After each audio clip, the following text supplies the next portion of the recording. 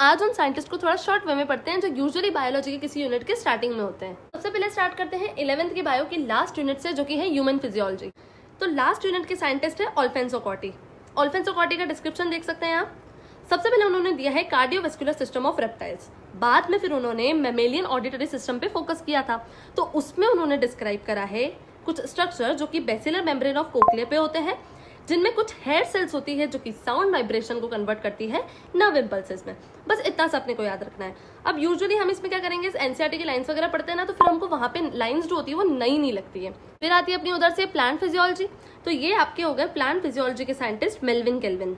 अब स्टार्टिंग के पैरा में उन्होंने ये समझा रखा है कि वर्ल्ड वॉर सेकंड के टाइम पे हिरोशिमा और नागासाकी में बॉम्बिंग हुई थी, उसकी वजह से इल इफेक्ट देखे गए थे रेडियो एक्टिविटी के। लेकिन केल्विन और उसके कोवर्कर ने सोचा था कि रेडियो एक्टिविटी को कुछ बेनिफिशियल वर्क में हम यूज करते हैं। तो देखो इसमें उन्होंने बताया है कि मेल्विन केल्विन ने क्या प्रपोज किया था। तो मेल्विन केल्विन ने प्रपोज किया था कि प्लांट्स जो होते हैं वो लाइट एनर्जी को केमिकल एनर्जी में कन्वर्ट करते हैं और ट्रांसफर करते हैं इलेक्ट्रॉन्स को, और पिगमेंट्स जो होते हैं वो यूजुअली क्या होते हैं, अरेंज्ड होते हैं, जो कि ट्रांसफर करते हैं इलेक्ट्रॉन्स को, जिससे लाइट एनर्जी जो होती है वो केमिकल एनर्जी में कन्वर्ट हो जाती है।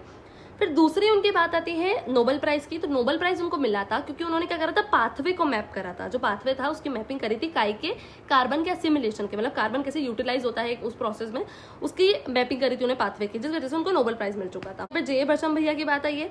उन्होंने बताया था कि ग्रीन प्लांट्स जो होते हैं वो शुगर फॉर्मेशन करते हैं। शुगर कैसे फॉर्म करते हैं, शुगर और दूसरे सब्सटेंसेस वो फॉर्म करते हैं कुछ रॉ मटेरियल्स का यूज करके, जो कि CO2, H2O और मिनरल्स हो जाएंगे। तो ये अपना पूरा मेल्विन केल्विन का हो जाएगा। फिर आती है सेल वाली यूनिट। तो सेल वाली यूनिट के साइंटिस्ट है GN रामाचंद्रन। अब उनके बारे में कुछ ऐसे पॉइंटर्स है जो निकाल रखे मैंने। तो GN रामाचंद्रन का सबसे पहले है कि उन्होंने ट्रिपल हेलिकल स्ट्रक्चर दिया है कोलेजन प्रोटीन का। ये वही कोलेजन प्रोटीन है जो कि मोस्ट अबंडेंट है एनिमल वर्ल्ड में, तो ये दिया है उन्होंने।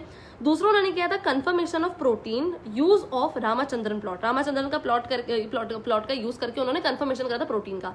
तो अपने को बस इतना याद रखना है कि प्रोटीन था और रामाचंद्रन प्लॉट था। फिर दूसरा इसमें कि वो इन्फ्लुएंस्ड हुए थे लीनियस पॉलिंग से। अब लीनियस पॉलिंग जो था, उन्होंने क्या किया था कि अल्फा हेलिक्स और बीटा प्लीटेड स्ट्रक्चर दिया था उन्होंने, और उनके स्ट्रक्चर से इन्फ्लुएंस है कि GN रामाचंद्रन ने कहीं ना कहीं कोलेजन का ट्रिपल हेलिकल स्ट्रक्चर दिया था। ठीक है, तो और वैसे जैसे अल्फा हेलिक्स और बीटा प्लीटेड का तो डिटेल एक्सप्लेनेशन दे रखा है अपने को बाद में बायोमोलिक्यूल में। फिर आती है अपनी स्ट्रक्चरल ऑर्गेनाइजेशन वाली यूनिट। तो उसमें है उसकी साइंटिस्ट है किथरिन इसायू। अब किथरिन इसायू का इतना कोई मेजर दिया हुआ नहीं है, उनका कुछ दिया हुआ है, जैसे कुछ पब्लिकेशन के बारे में बात करा है कि किथरिन इसायू जो है उनका पब्लिकेशन है। तो उसमें पब्लिकेशन में क्या बताया कि कर्लेट ऑफ वायरस जो होता है वो कंडक्टिंग पार्ट से और फ्लोएम टिश्यू से क्या होता है, ट्रांसफर होता है। फिर दूसरा उनकी जो एनाटॉमी वगैरह वाली बात रहती है ना, उससे उनका थोड़ा याद रख सकते हैं हम, क्योंकि सीड प्लांट्स की एनाटॉमी और कहीं ना कहीं प्लांट एनाटॉमी के बारे में किथरिन इसायू ने बताया। फिर उन्होंने एक एनसाइक्लोपीडिया दी थी जो कि वेबस्टर ऑफ प्लांट बायोलॉजी है। तो इतना ज्यादा उनका डिस्क्रिप्शन नहीं, बस ये पॉइंटर्स हम याद रख लेंगे तो काम हो जाएगा।